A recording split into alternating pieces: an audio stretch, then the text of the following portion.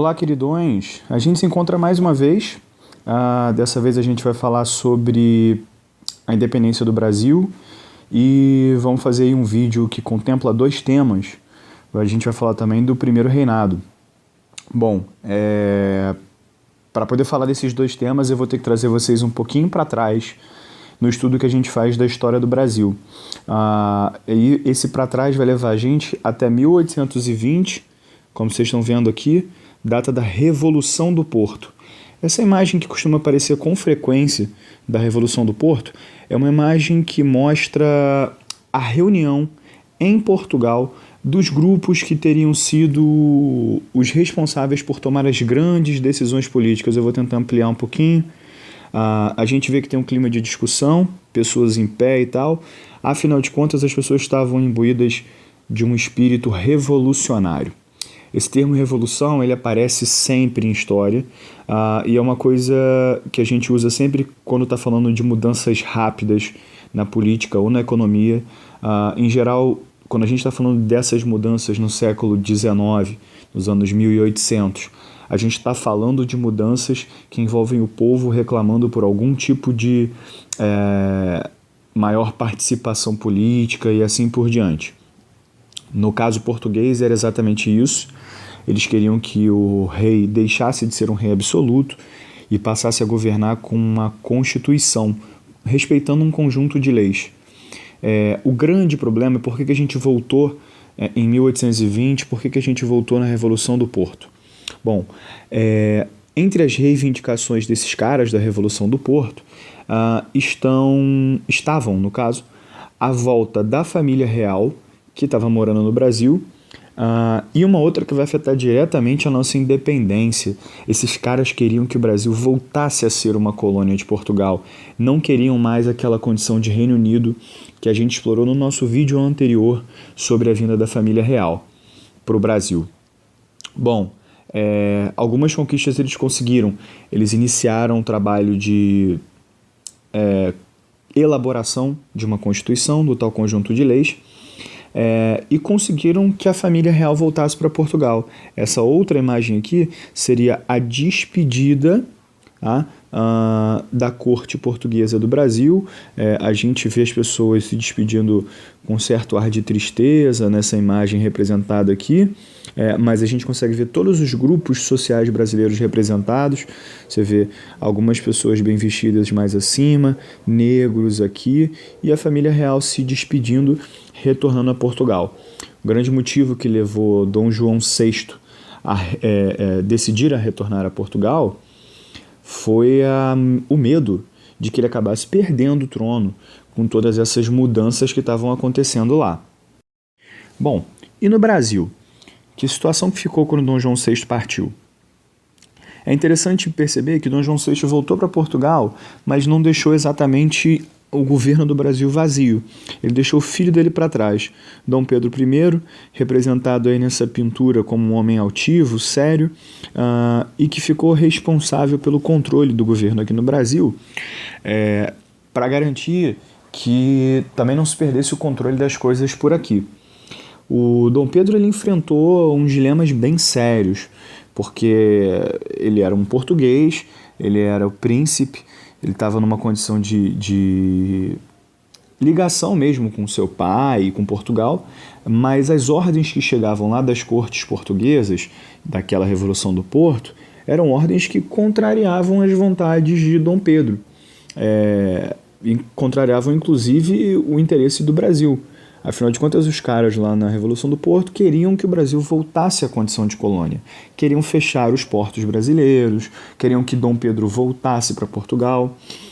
Muitos grupos políticos aqui no Brasil acabaram dando grande apoio a Dom Pedro, e isso inclui algumas pessoas especificamente.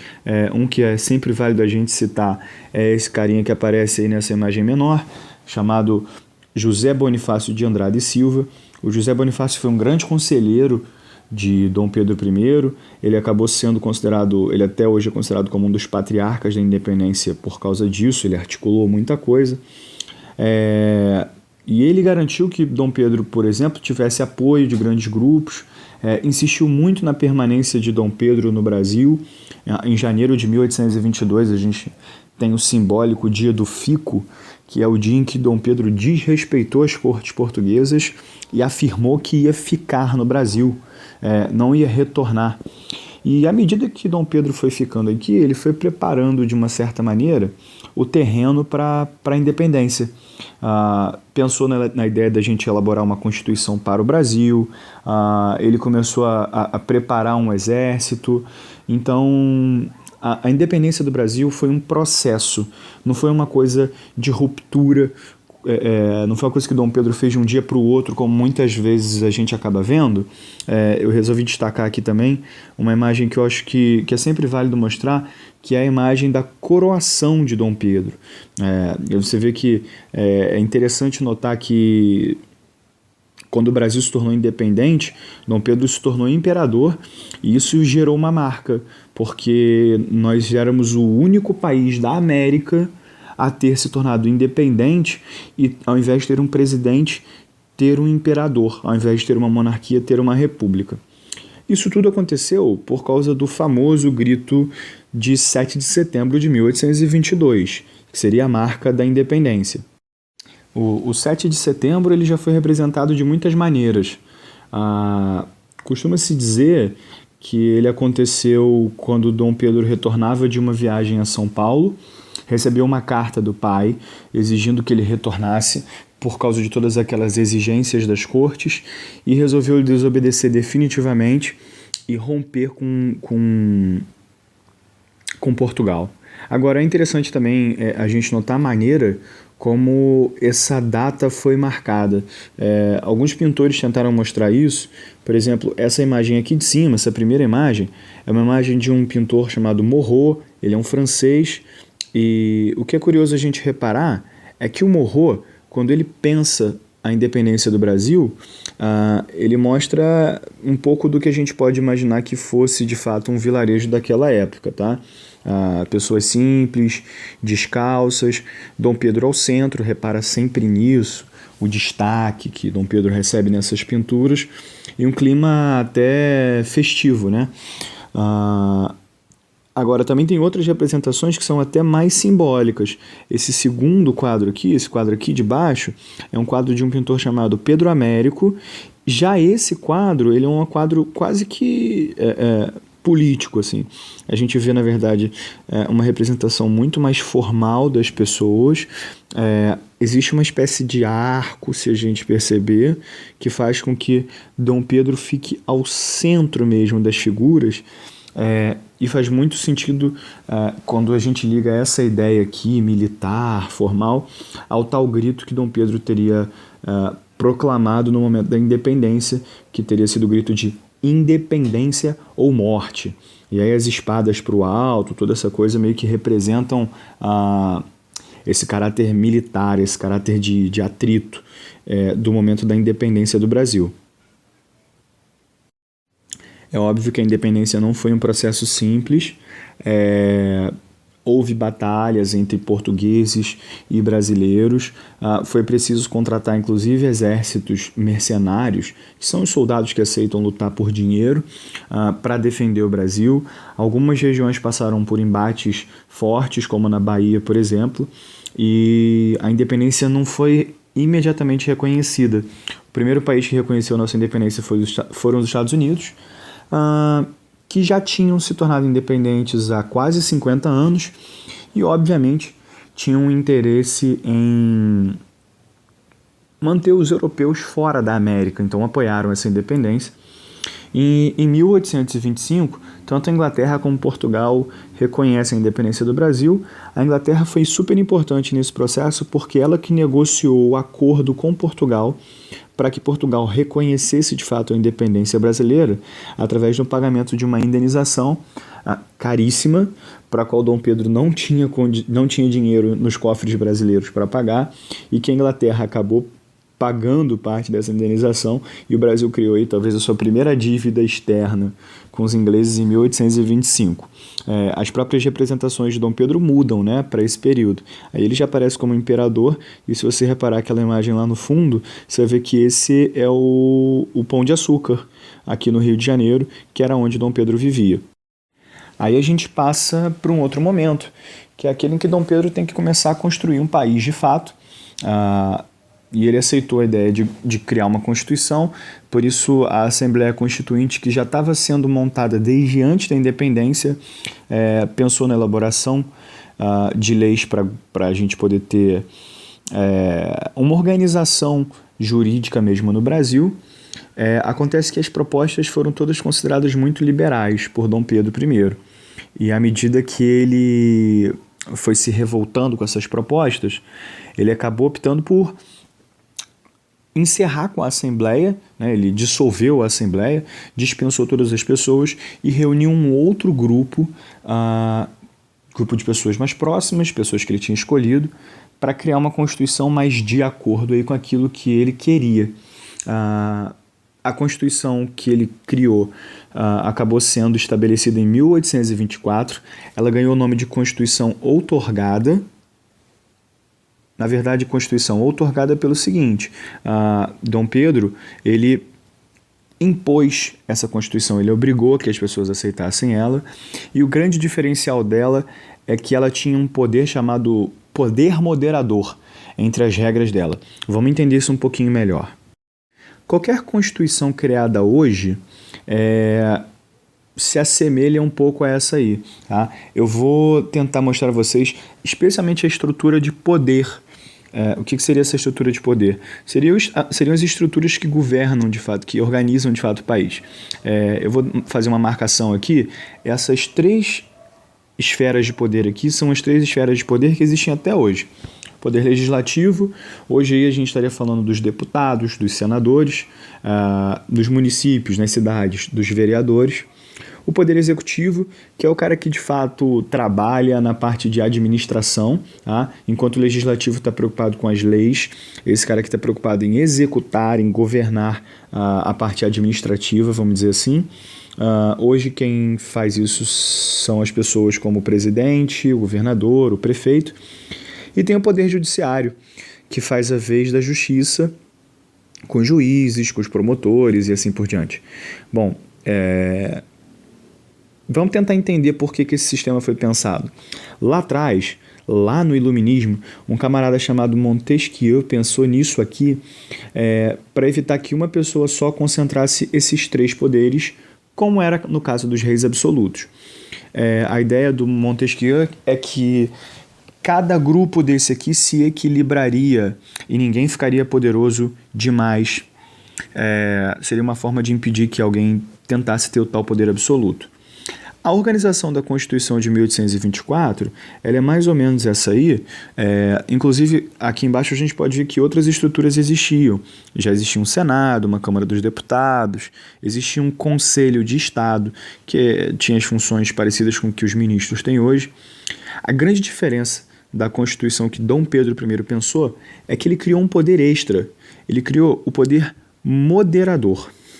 E aí que tá, esse poder moderador, ele só cabia a uma pessoa. Só uma pessoa tinha direito a executar esse tal poder moderador. E essa uma pessoa era ele mesmo, o próprio imperador.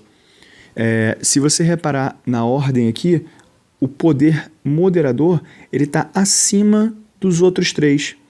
Isso significa que qualquer decisão desses 3 poderes, ela poderia ser facilmente suprimida pelo imperador. Era só ele decidir que aquela lei ou que aquela questão judiciária não estava resolvida, que ele podia revogar o que tinha sido decidido antes.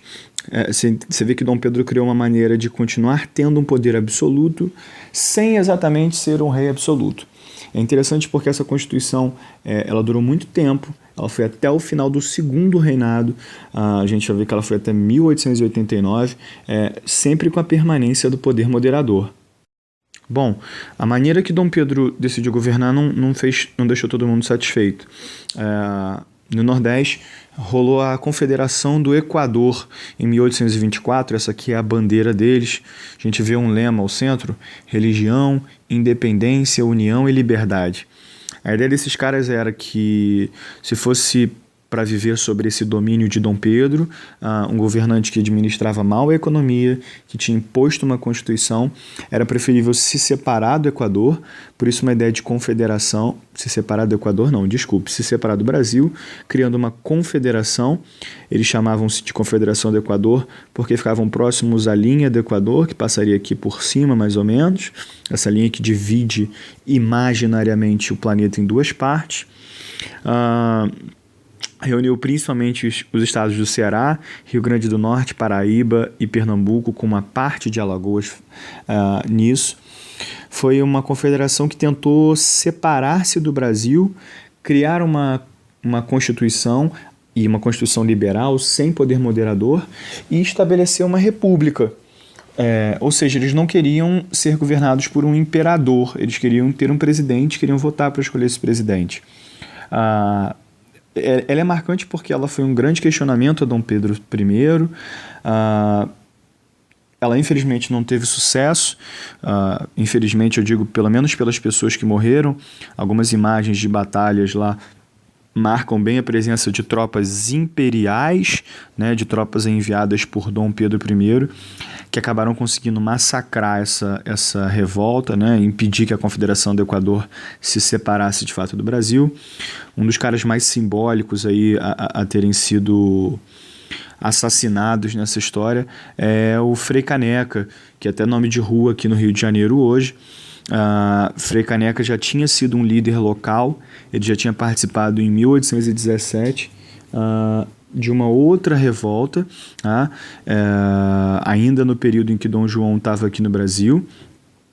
E o que é interessante é que o Frei Caneca, como era um religioso, tinha grande apoio das pessoas, ninguém quis matar ele acabou sendo condenado, mas as pessoas se recusaram a matar ele, se recusavam a executá-lo, até que ele finalmente foi morto, aí como um exemplo para que as pessoas não desrespeitassem mais Dom Pedro. Bom, e aí a gente precisa discutir um pouco como é que foi o fim desse primeiro reinado, um período de 9 anos, bem conturbado, né, em que o Brasil precisou se estabelecer como um país, mas continuou dependente da Inglaterra, ainda que tenha se separado de Portugal, onde precisou enfrentar batalhas de independência e onde enfrentou esse problema de uma Constituição imposta, que desagradou a muita gente, mas garantiu o tal poder moderador e digamos assim, uma força para Dom Pedro, e ao mesmo tempo enfrentou revoltas internas como essa da Confederação do Equador. Eu vou tentar dividir em algumas etapas mesmo essa ideia do fim do primeiro reinado. Uma primeira coisa que a gente pode dizer que teve implicação no fim do primeiro reinado é a morte do Dom João VI, lá em Portugal, em 1826. Quando Dom João VI morre, esse quadro aqui inclusive representa o choque das pessoas quando descobrem a morte dele, a gente tem uma situação talvez até inédita. O cara morreu em Portugal, deixou o trono de lá vazio, e o herdeiro dele vivia no Brasil como rei do Brasil. Que solução se encontrou para isso? A primeira ideia de Dom Pedro foi de deixar o trono para a filha dele. Isso a princípio até funcionou, mas 2 anos depois da morte do pai, um irmão mais jovem dele, Dom Miguel, que vivia em Portugal, porque tinha voltado para lá com toda a corte anos antes, decidiu dar um golpe e tomar o trono. Então a família de Dom Pedro, né, a filha dele, ia perder o direito ao trono, um direito legítimo, né, porque Dom Pedro era o herdeiro, ele tinha aberto mão pela filha, e se iniciou aí uma batalha mesmo, que se representou até em charges como essa aqui, entre Dom Miguel e Dom Pedro I, pela ocupação do trono. Essa batalha consumiu recursos, eu digo recursos aí porque foram enviadas tropas, inclusive, e obviamente Dom Pedro I usou dinheiro do Brasil para enviar essas tropas para impedir o golpe. Ela, inclusive, causou problemas mesmo, porque 2 irmãos brigando por um trono. Então foi uma situação super delicada. Essa situação só acabou se resolvendo de fato quando Dom Pedro retornou a Portugal para impedir que o irmão pegasse o trono. Mas isso abalou a relação de Dom Pedro com muitos brasileiros, porque eles viam ele gastando recursos e tempo com uma questão que não tinha nada a ver com o Brasil, com uma coisa que só dizia respeito a Portugal. Além disso, no mesmo ano de 1828, o Brasil perdeu a guerra da Cisplatina. O que seria Cisplatina? O mapa do Brasil dessa época era bem parecido com esse aqui. Tá? Se você reparar, tem alguns detalhes que você pode tentar diferenciar de um mapa atual. O Acre, por exemplo, não tinha sido adquirido, né? O Acre depois foi comprado. E essa regiãozinha aqui no final, depois do Rio Grande do Sul, fazia parte do Brasil. Hoje essa região é o Uruguai, mas até essa época era chamada de Cisplatina e era uma região que era quase sempre disputada entre portugueses e espanhóis, e depois o Brasil entrou nessa disputa. Em 1828 o Brasil acaba perdendo essa parte do território depois de uma guerra, e aí sim que surge o Uruguai, um país separado mesmo do Brasil. Mas também foi uma outra marca para Dom Pedro I de que ele estava fracassando enquanto líder, fracassando enquanto governante, porque ele não estava conseguindo manter o território nacional, o território do Brasil, todo íntegro, todo sem nenhum tipo de perdas territoriais mesmo. Um outro grande impacto aí, e talvez o maior impacto que Dom Pedro tenha sofrido no governo dele, foi o assassinato de um jornalista em 1830, em novembro de 1830. Esse jornalista, o Líbero Badaró, ele era um cara liberal. E como liberal, ele odiava a ideia de que Dom Pedro tinha imposto uma constituição onde ele mantinha mais poderes do que qualquer outra pessoa, com tal uso do poder moderador. O Líbero Badaró, ele era parte da oposição, e ele foi assassinado numa situação que não foi exatamente esclarecida, e as suspeitas caíram exatamente em cima de Dom Pedro I. Se suspeitou que ele, de certa maneira, tinha manobrado alguns grupos e causado a morte do Líbero Badaró, tinha encomendado esse assassinato para diminuir essa oposição que existia contra ele, exatamente de um jornalista, né? Um cara que podia publicar contra Dom Pedro, um cara que podia escrever contra ele. Pesa ainda mais que as pessoas fizeram o possível para divulgar a morte do Líbero Badaró, inclusive com uma, teoricamente, que ninguém sabe, ninguém pôde confirmar ao certo, uma última frase que ele teria dito antes de morrer: morre um liberal, mas não morre a liberdade. Ou seja, a ideia de que o cara podia até ser assassinado, mas aquelas ideias iam continuar passando adiante. Bom, quando a gente soma isso tudo, a questão da derrota na Cisplatina, o envolvimento com o trono de Portugal, a situação econômica do Brasil, o Banco do Brasil chegou a falir durante esse período, e por fim esse assassinato do Líbero Badaró, a situação de Dom Pedro foi ficando delicada. Ele começou a receber muitas manifestações negativas, inclusive numa festa que fizeram para receber ele aqui no Rio quando voltava de viagem, já em 1831, uma festa que terminou numa sequência de quebra de garrafas, ficou conhecida como Noite das Garrafadas por causa da violência, e Dom Pedro começa a ser pressionado a deixar o governo.